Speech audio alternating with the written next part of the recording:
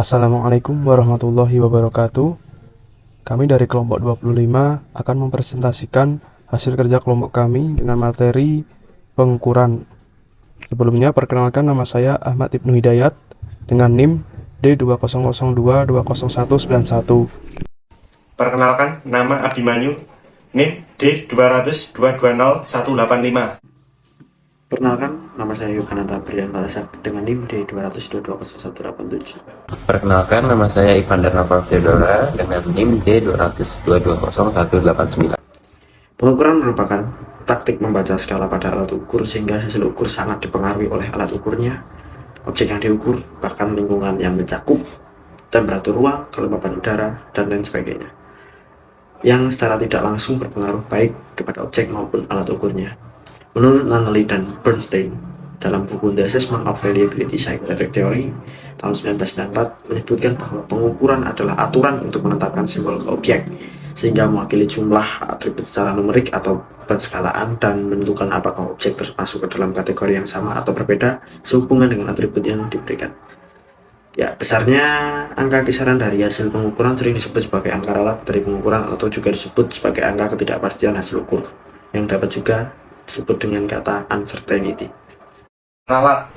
Secara garis besar, macam ralat yang ada dalam pengamatan dikelompokkan menjadi dua macam, yaitu satu, ralat sistematis atau yang disebut systematic error. Yang kedua, ralat rambang atau yang disebut random error.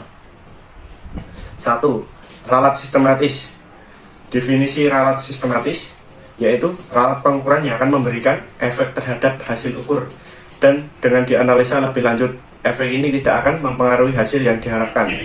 Sumbernya antara lain A. Sumber dari alat, sebuah termometer yang terkalibrasi sejak awal pada tekanan atmosfer menunjukkan 102 Celcius pada air mendidih dan 2 Celcius pada es membeku. Apabila termometer ini digunakan untuk mengukur, maka hasil yang selalu lebih tinggi 2 Celcius. B. Sumber dari pengamatan. Misal, cara membaca skala tidak posisi tegak lurus tetapi miring ke kanan atau ke kiri, yang akhirnya akan ada suatu kesalahan pembacaan yang sering dinamakan parallaks. Yang kedua ada ralat rambang atau random error. Definisi ralat rambang yaitu ralat yang bersifat fluktuatif saat di mana gejala pengamatan kadang menunjukkan nilai terlalu besar atau terlalu kecil.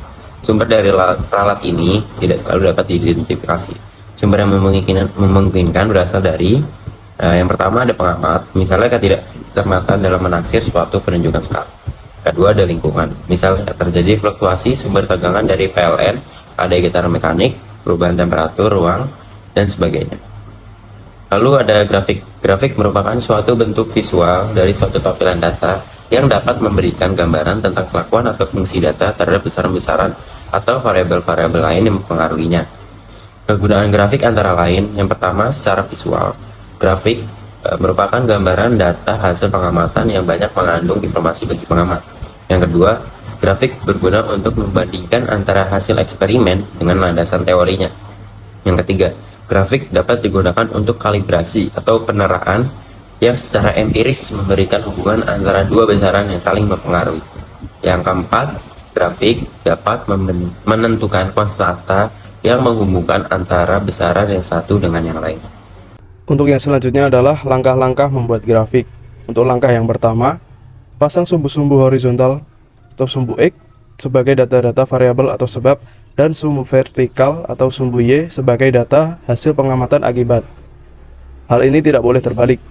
Untuk langkah yang kedua, buatlah angka skala pada kedua sumbu tersebut yang sesuai atau berkisar pada daerah hasil pengamatan, sehingga memudahkan untuk melukis titik pengamatan. Pilih angka skala yang mudah, misal 1 cm pada kertas grafik mewakili 1 unit, atau 10, 100, 0,1, dan sebagainya. Untuk langkah yang ketiga, aturlah pembagian skala dengan baik sehingga titik pengamatan berjarak cukup atau tidak saling berdempetan antara satu dengan yang lainnya.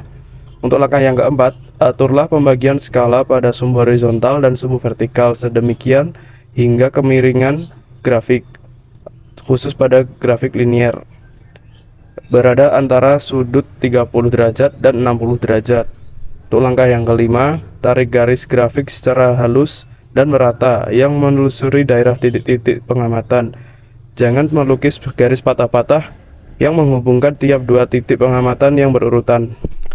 Untuk langkah yang keenam, apabila grafik yang diharapkan merupakan garis lurus atau linear yang mempunyai persamaan Y sama dengan MX, jangan dipaksa melalui titik 0,0, tetapi hendaknya ditarik garis lurus yang paling cocok melalui daerah titik-titik hasil pengamatan.